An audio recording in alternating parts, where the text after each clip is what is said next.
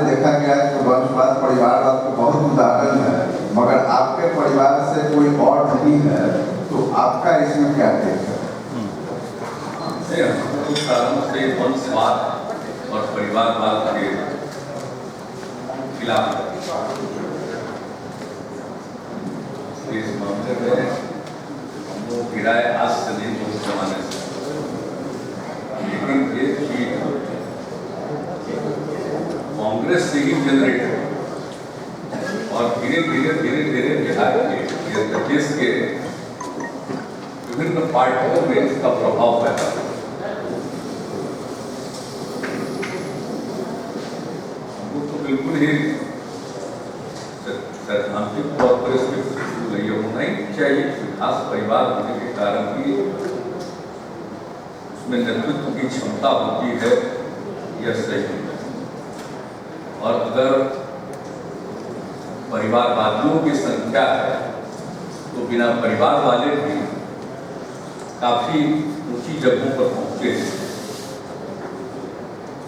और अगर दोनों को मिलाकर देख लीजिएगा तो बिना परिवार वाले जो ऊंची जगहों पर पहुंचे उनका जो परफॉर्मेंस है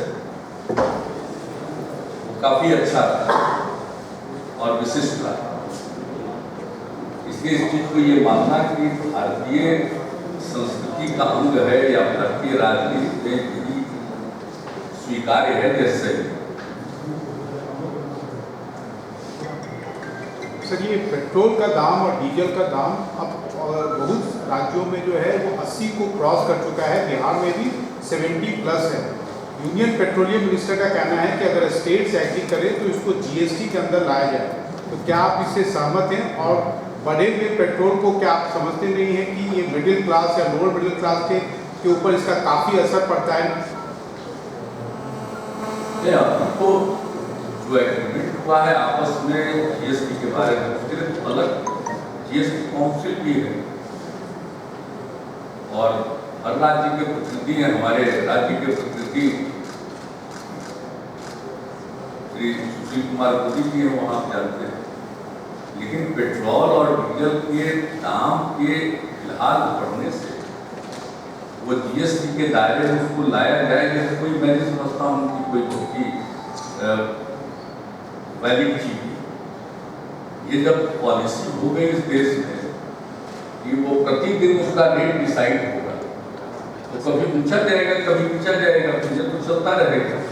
लेकिन जीएसटी में के दायरे में लाने की बात है, उसके बारे में तो पहले विचार करना पड़ेगा। जीएसटी काउंसिल में इस पर विचार करना पड़ेगा और हम लोग आपस में भी विचार करेंगे।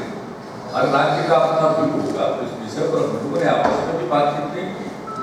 इसको कहते हैं के दायरे में लाए थे और सिर्फ यह प्रश्न है कि फिलहाल पिछले कुछ सप्ताह से इसकी कीमत बढ़ रही है और अभी कुछ दिन पहले कीमत नीचे थी। और जहाँ तक सवाल है टैक्स, तो भाई एक बात तो और मानकर चलना चाहिए, ठीक है, ज्यादा दाम नहीं होना चाहिए, दाम को हमेशा ध्यान में रखना चाहिए, हम उसके पक्षधर हैं।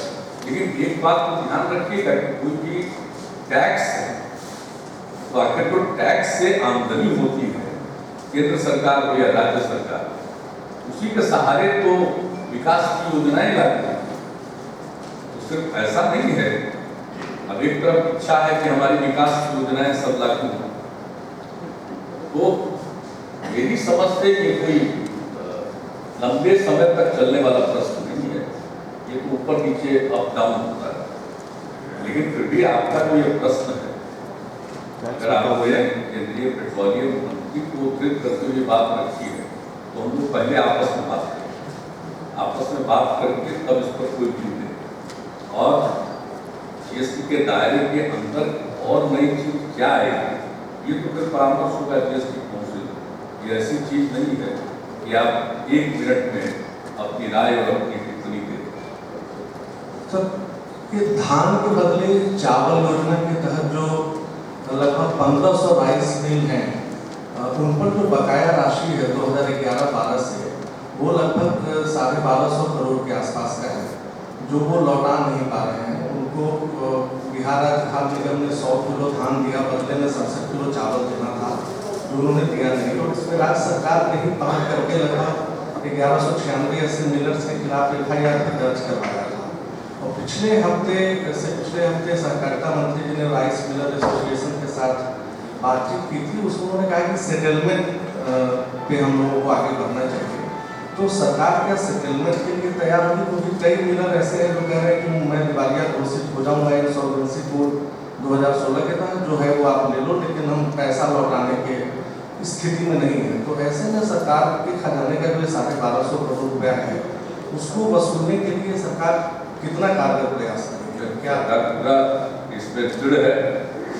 अब किसी पर भरोसा करके ठान दिया गया कि चावल लौटाएगा और वो नहीं लौटा, तो इसके चलते राज्य को नुकसान हुआ। इसी बात को ध्यान में रखते हुए इस तरह के जितने लोग कंट्री के प्रोजेक्ट्स चावल मिले होंगे के लिए टैक्सेस का जरूरी है सब नहीं। ऊपर मुकदमा हुआ और जांच चल रहा है। इसके चलते वसूली भी मेरे ख्याल से वसूली हुई तो 350 करोड़ रुपए की वसूली हुई।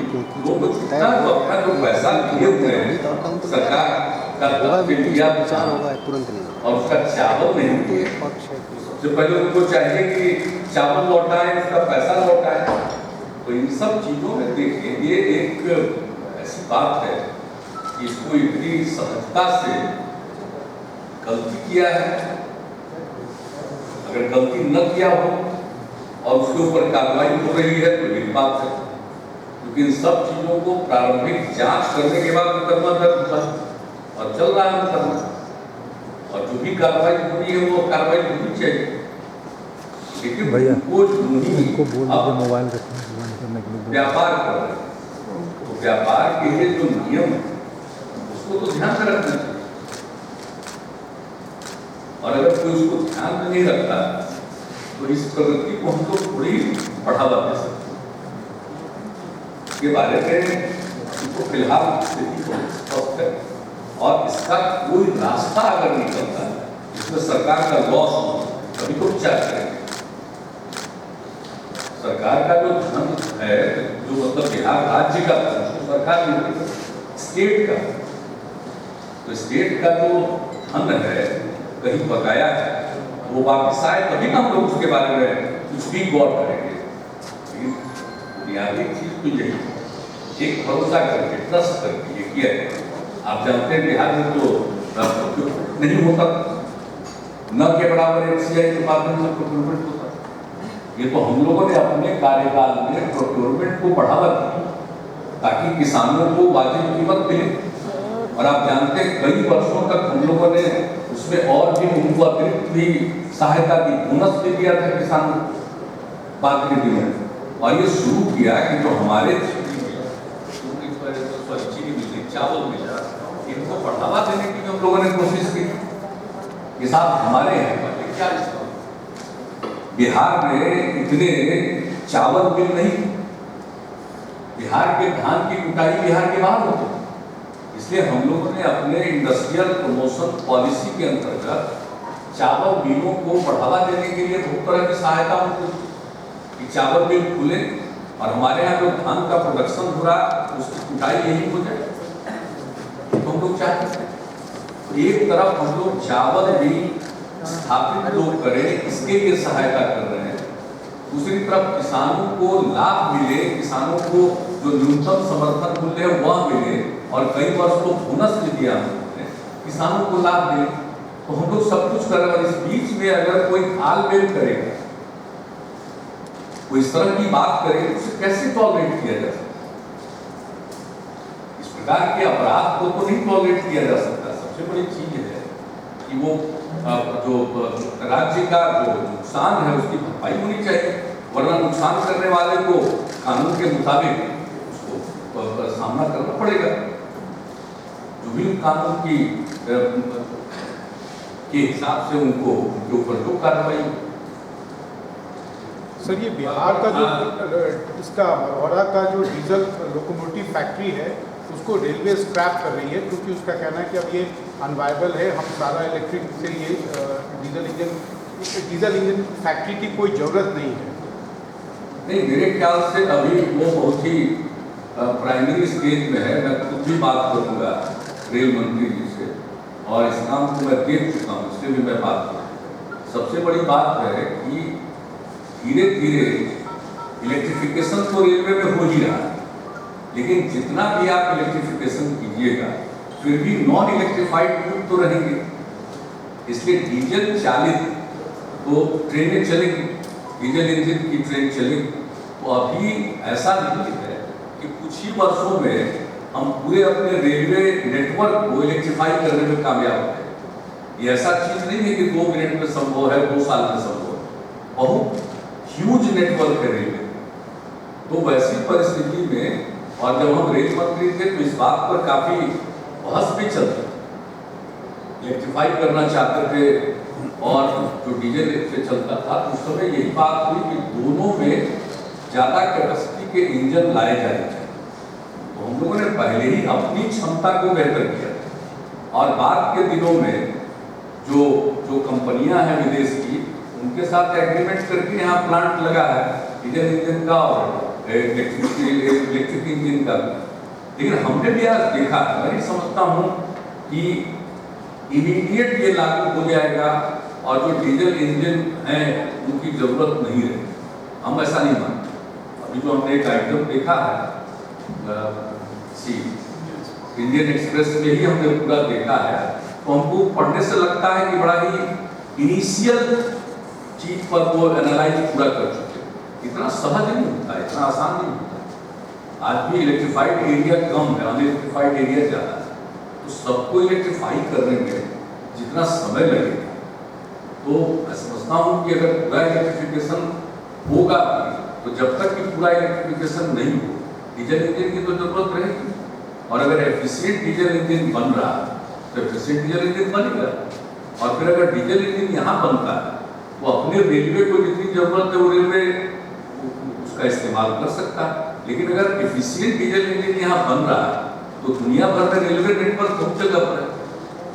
हम लोग कैसे बाहर से बहुत चीजों का आया संभव है, अगर उस तरह की एफिशिएंट कंपनी है तो दूसरी जगह पर भी जा सकता है। तो ये तो एक प्राइमरी हमने आज ही देखा है, एक अखबार सुबह ही हमने देखा, उसके आधार पर हम बोल रहे हैं। लेकिन जब तक हम व्यक्तिगत तौर पर बात नहीं कर लेंगे रेल मंत्री से क्या पॉलिसी है, क्या आइडिया है, और अगर वो चाहेंगे तो अपने अनुभव के आधार पर हम कुछ सजेस्ट भी कर देंगे। लेकिन मुझको नहीं लगता है कि इतनी जल्दी कंप्लीट इलेक्ट्रिफिकेशन हो। नहीं सर, उसमें एक और चीज हुआ है कि डीजल इंजन और इलेक्ट्रिक इंजन एक ही इंजन में सारा रहेगा। उसके लिए बनारस का DLW हुआ, गुजरात का एक फैक्ट्री है, तो वो इसको यहाँ पर इम्प्लीमेंट हो सकता है। उसको नोएडा नहीं, आपकी बात नहीं इंजन आपकी बात नहीं सर, इंजन क्या कर रहे हैं वो बात नहीं। डीजल और इलेक्ट्रिक इंजन एक ही इंजन में बनाने का नया काम आया है, बनारस से शुरू और कोई आइडिया मुझको नहीं है, तुम कमेंट इस पर क्या है? ऐसा कोई कदम उठाया है रोजगार इस्तीफा मांगता है भाई और इलेक्ट्रिसिटी दोनों से चलेगा, चलेगा आइडिया क्या नहीं। हम तो 2004 बात तो 13 साल पहले नेपाल में खोज रहा है सबको। बात कोई नई बात नहीं है, आपका भी टीम गया है। कोई व्यक्तिगत रूप से जानकारी कौन कौन? और जब तक इसके बारे में मैं स्वयं जान नहीं हूँ तो क्या पूछ पाऊंगा। मुख्यमंत्री जी, प्रधानमंत्री जी कई बार कह चुके हैं, ऐसा विचार व्यक्त कर चुके हैं कि देश में लोकसभा और विधानसभा राज्यों की विधानसभा का चुनाव एक साथ होना चाहिए, और वो कह रहे हैं कि इसमें एकरूपता और ये यूनिटी लाने की आवश्यकता है। आपका क्या विचार है? एक और दूसरा ये कि क्या बिहार विधानसभा और लोकसभा चुनाव एक साथ कराने को तैयार होंगे?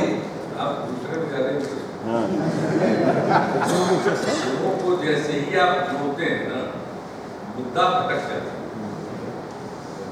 बुनियादी चीज है, सैद्धांतिक रूप से पहले लोकसभा विधानसभा का चुनाव एक साथ होता था। आज के दिनों में ये अलग अलग ऐसी परिस्थिति आई 67 के बाद ये चुनाव अलग अलग होने लगे। सैद्धांतिक रूप से अगर एक साथ लोकसभा विधानसभा का चुनाव, और मैं तो व्यक्तिगत रूप से मानता हूँ लोकसभा विधानसभा पंचायती राज संस्थाओं का और नगर निकाय, ये सब के चुनाव अगर एक साथ हों तो चुनाव का माहौल रहेगा और एक साथ अलग अलग जितने भी हमारे कॉन्स्टिट्यूशनल बॉडी हैं उनके चुनाव हो जाएंगे, ये बहुत अच्छी बात है। चुनाव हुआ तो उसके लिए ये भी देखना पड़ेगा कि भाई कोई भी इलेक्शन हो रहा है हर हालत में 5 साल तक वो चले हाउस, तो उसके लिए भी कॉन्स्टिट्यूशन को उस तरह से प्रोविजन करना पड़ेगा कि भाई चाहे जो कुछ भी हो आपको 5 साल तक तो किसी न किसी प्रकार से हाउस को चलाना।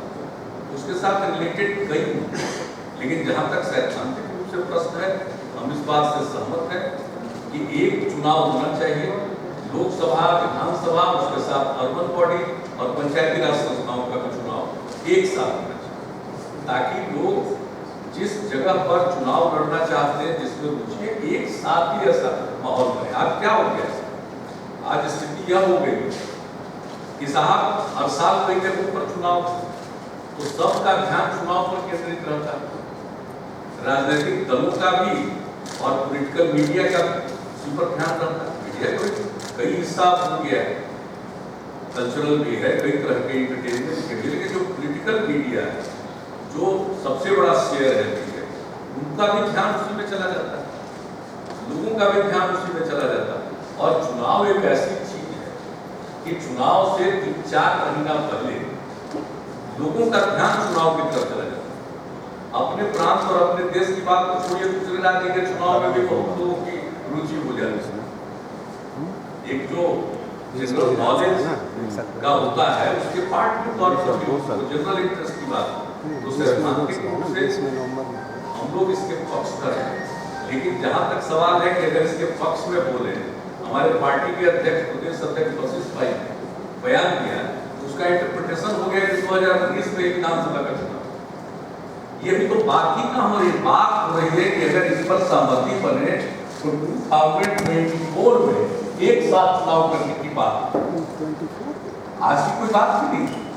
इसलिए इसको जैसे ही एकदम डाइवर्ट करने मत करिए कि बिहार में भी 2019 में ही चुनाव हम लोग कराना चाहते हैं, ऐसी कोई बात तो दोनों को मिक्स कर देते हैं, इसलिए मामला उलझ जाता है। मिक्स मत करिए और ये डिबेट होना चाहिए।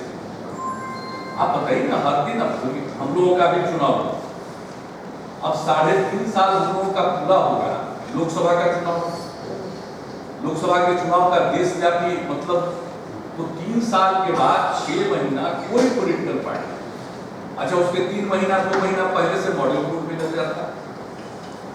आप साथ कर नहीं सकते। आज तो हालत ये है कि हर वर्ष अब जो वोटर लिस्ट का रिवीजन होता है 3 महीना, अब इलेक्शन कमीशन कहता है कि साहब जितने भी आपके पद हैं वो सब भर जाए और उनका ट्रांसफर पोस्टिंग बिना उनकी सहमति के न हो। आप जरा बताइए, आफ्टर एडमिनिस्ट्रेशन कल कहीं कोई हंगामा हुआ, लॉ एंड ऑर्डर का प्रॉब्लम हुआ और अगर ये दिखाई पड़ गया कि हमारे कोई अधिकारी की भूमिका सही नहीं है तो एक्शन लेना है, एक्शन लेना है इलेक्शन कमीशन से पूछिए। तब तक 5 दिन 4 दिन माहौल और डिटोरेट करता है। तो आप देख लीजिए, बात तो होनी चाहिए, इलेक्टेड गवर्नमेंट को काम करने का समय मिलना चाहिए,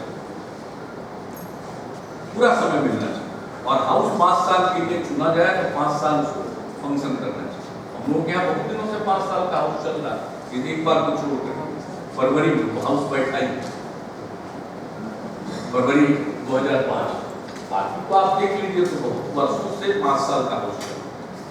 तो अगर 5 साल हाउस चले और एक ही साथ चुनाव हो, हम समझते हैं कि जो भी होता है पॉलिटिकल एटमॉस्फेयर, जो कुछ भी होता है वो 4-5 महीने, और उसके बाद जिसको भी अवसर मिला उसको फुल अपॉर्चुनिटी मिलेगी, वो अपना पूरा एरियर में काम करने की फिर जनता के पास जाए, जनता की जो इच्छा हो वो मैंडेट देगा। तो इसके सिद्धांत रूप में तो ये बिल्कुल सही बात है। रोज हर साल 5 राज्य का चुनाव होना, बताइए, तो उसमें समय जाता है, प्रशासन पर इम्पैक्ट पड़ता है और बहुत सारे काम जो होते रहते हैं पाते हैं। अब देखिए कहीं अर्बन डेवलपमेंट का भी चुनाव होगा, अर्बन बॉडीज का, लोकल बॉडीज का, उसमें भी रुक जाता है, पंचायती राज संस्थाओं का चुनाव होता है उसमें भी रुक जाता है। तो लोकसभा विधानसभा जो भी मैंने हम पक्ष और ये पंचायती राज संस्थाओं का और अर्बन लोकल बॉडीज का सबका चुनाव एक साथ तो कह रहे हैं उसमें अर्बन भी और पंचायती राज में पूरा भी 5 साल, जिसका टेन्योर 5 साल, सबका कॉमन टेन्योर है 5 साल। तो जिन चीजों का 5 साल का टेन्योर हो कोई दिक्कत नहीं। सर रोहिंग्या मुस्लिम्स पर आपकी क्या राय है? सर रोहिंग्या मुस्लिम्स पर आपकी राय क्या है? जो रिफ्यूजीज हैं, खासतौर पर केंद्र सरकार ने अपने एफिडेविट में काफी टफ स्टैंड लिया है, राष्ट्रीय सुरक्षा की बात करते हुए उन्हें डिपोर्ट करने की बात। आपकी क्या राय? आप आपकी क्या राय बताइए? हमारे टाइम चुनाव कर देखेंगे राय क्या है,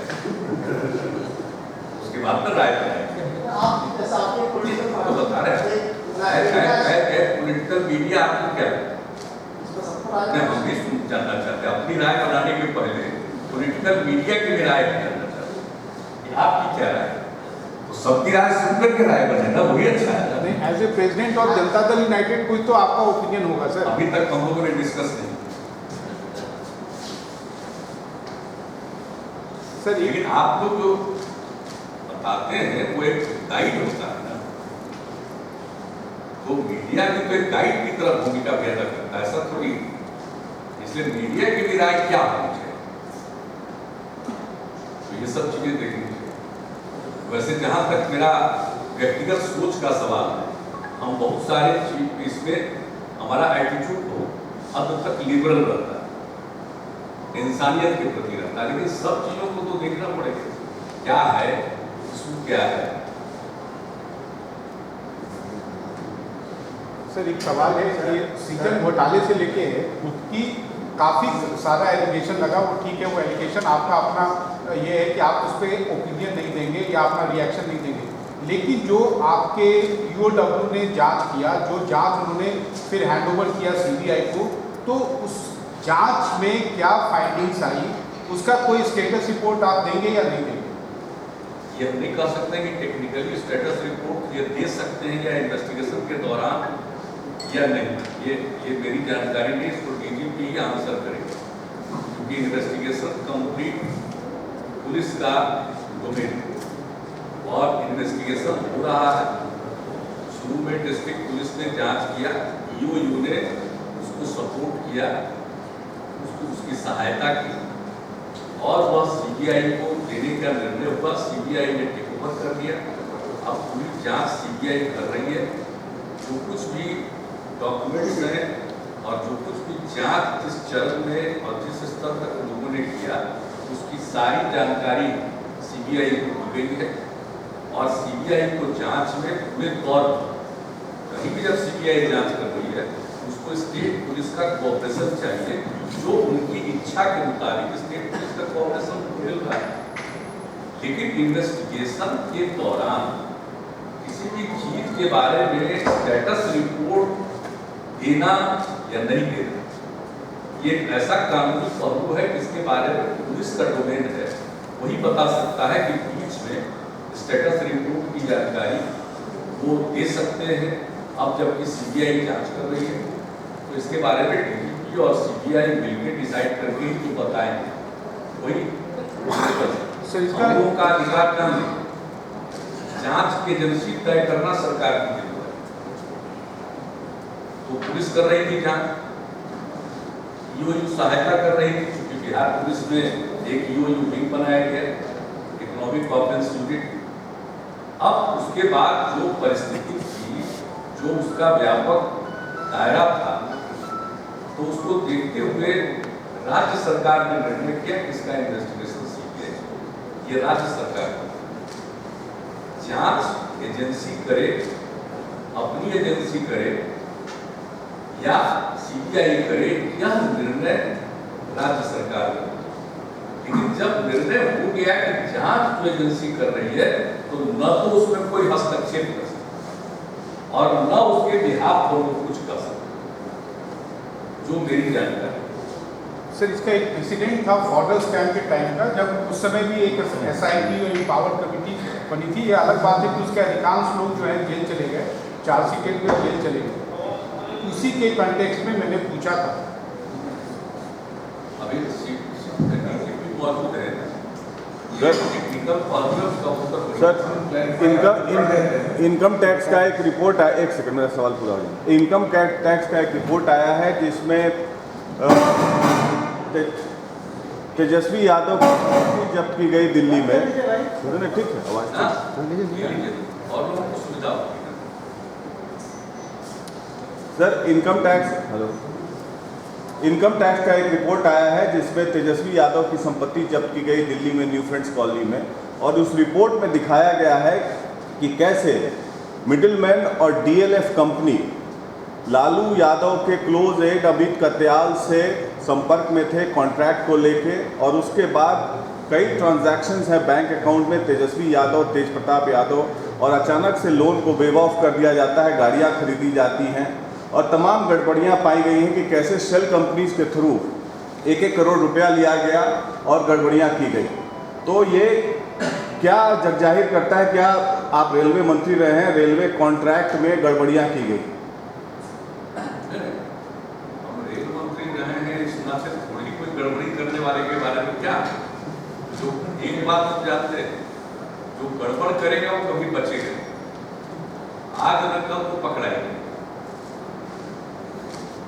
इसलिए जो अगर आपको सरकार में भूमिका मिलती है तो पूरी निष्ठा के साथ काम करना चाहिए। अनार्जन के लिए पद नहीं मिलता, पद मिलता है काम करने के लिए, हम जानते हैं इसी को। और अगर कोई गड़बड़ करेगा, भ्रष्टाचार करेगा, तो कभी न कभी वो पकड़ में आएगा। नंबर 1। नंबर 2, कोई अवैध ढंग से संपत्ति अर्जित करेगा, मेरी अपनी दृढ़ मान्यता है वो उसके काम नहीं, वो उसके काम नहीं है। थोड़े दिन के लिए जो भी लोगों को लगे, लेकिन वो जमाने तक जो पब्लिक लाइफ की बात होती है, अगर आप पब्लिक लाइफ में हैं तो पूरी ईमानदारी के साथ और पारदर्शिता के साथ काम करना चाहिए। पद मिलता है काम करने के लिए, सेवा करने के लिए, पद मिलता है धन कमाने के लिए। इसलिए ऐसी स्थिति होती है तो होगा, लेकिन हम समझते हैं इसके बारे में हमसे बहुत ज्यादा जानकारी है, ये कुछ बता सकते हैं। लेकिन पहले डीजीपी का सुन लीजिए सवाल। जब एक बार राज्य सरकार ने निर्णय ले लिया इन कांडों का प्रभार सीबीआई को दिया जाए, हम लोगों ने अभिलेख भी उन्हें सौंप दिया है, तो कांड के अनुसंधान के क्रम में स्वाभाविक है दूसरा एजेंसी और उसके पूरे प्रभार में, और उसमें क्या कहना है नहीं कहना है वो वही एजेंसी तय करेगी। अभी बिहार पुलिस की ओर से इस मामले में कोई अब फर्दर बयान नहीं दिया जा सकता है। जो भी अभिलेख थे वो उनको उपलब्ध कराया गया है, जो भी उन्होंने सहयोग मांगा है वो हम दे रहे हैं, क्योंकि कौन चीज सार्वजनिक करने से अनुसंधान प्रभावित होगा उसको तो वो तय करेगा। इसमें फर्दर हम लोग और कुछ नहीं करते सर। लेकिन जो आपने इन्वेस्टिगेशन किया, जो आपकी फाइंडिंग्स है, वो तो आप उसको पब्लिक कर सकते हैं। नहीं कर सकते, इसलिए कि इन्वेस्टिगेशन मेरा कंप्लीट नहीं था।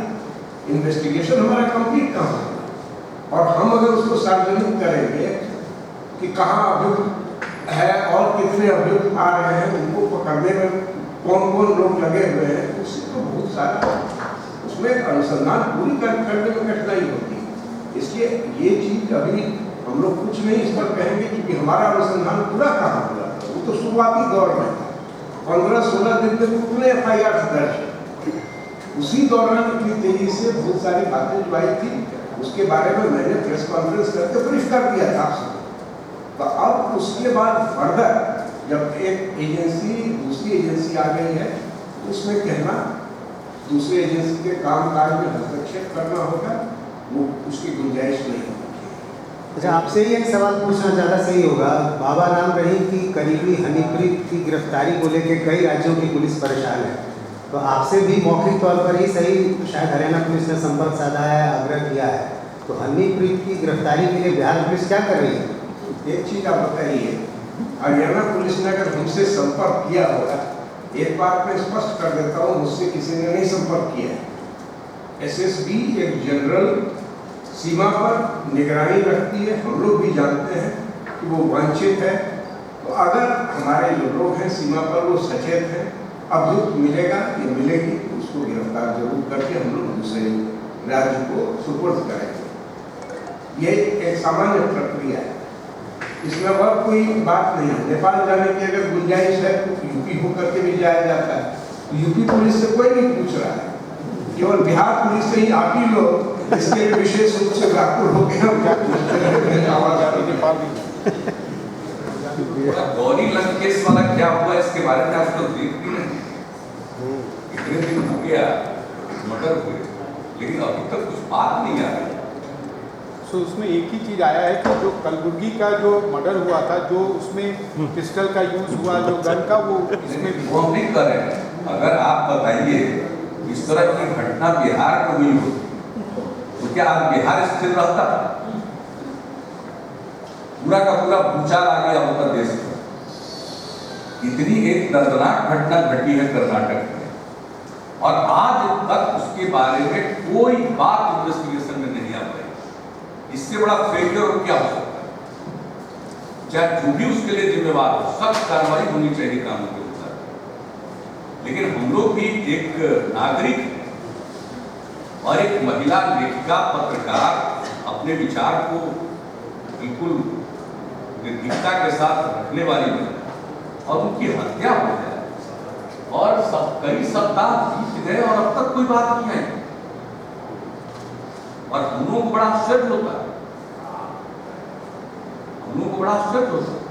कम से कम बिहार कितना इस मामले में जागरूक कैसे होता है? वो बिहार की जो जागृति है उससे कहीं से तुलना नहीं हो सकती। हम लोग के यहाँ तो अगर कोई भी घटना इस तरह की वो हो तो कर आप ऊंचाई पर, लेकिन कोई अननोन लोगों की भी होती है जहां कम जानकारी जिनके बारे में जिला स्तर पर। आप बताइए, पूरे देश में और बिहार में तो होता ही है, लेकिन भाई मेरा भी एक प्रश्न है कि कर्नाटक में जो क्या हुआ इसका इन्वेस्टिगेशन अब तक कुछ भी क्यों नहीं आ रहा? कोई भी गिरफ्तारी नहीं हुई है, जहां तक खबर नहीं मिली है अब तक।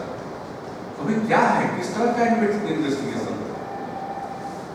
ये तो एक क्वेश्चन है जो हम भी, क्योंकि हम लोग यहाँ देखते हैं कई साल से यहाँ के काम को देखने का अवसर मिला है, लेकिन अगर कोई इंसिडेंट और जो व्यक्ति इतना जिनकी अलग पहचान हो, विख्यात हो, जिसको लेकर के पूरे देश में सब लोग भी हैं, जितने कॉन्शियस लोग हैं, संवेदनशील लोग हैं, सबको इस बात को लेकर सत्ता पहुंचा है और दुख। लेकिन इतना दिन टिकने के बाद के साथ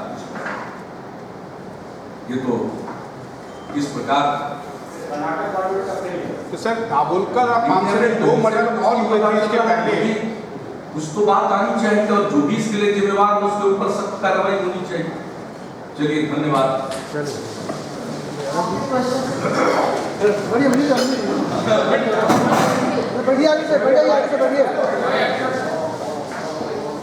तुम लोग कोई नहीं पूछते हो सीजन में, तुम लोग सब पैसा खाए के बाद सवाल पे डाइवर्ट कर